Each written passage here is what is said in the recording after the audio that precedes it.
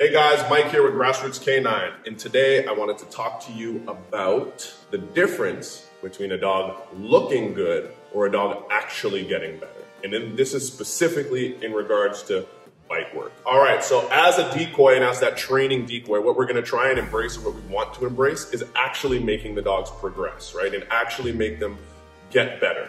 What I find and what I see, and we see it around here, I see it everywhere, online, is that there are a lot of times where handlers might not be as educated on what's going on, but a decoy will come out and the decoy will do some things that'll make the dog look really, really cool and really good to the untrained eye. But to the trained eye, we can see and we know that these dogs actually aren't getting better.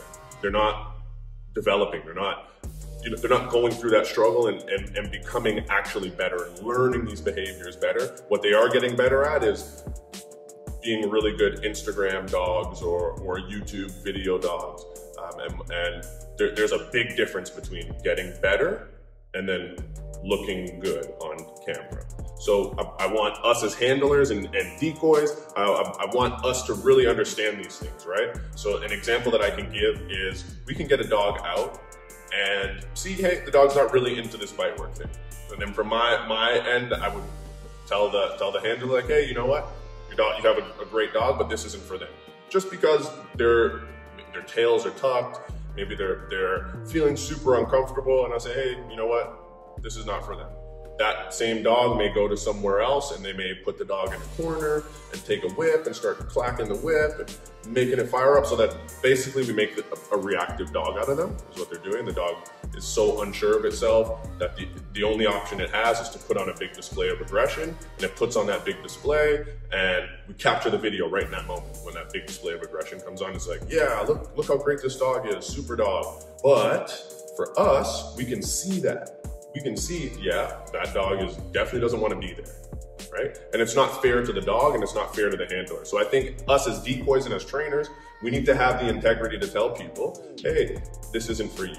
Or this isn't for your dog.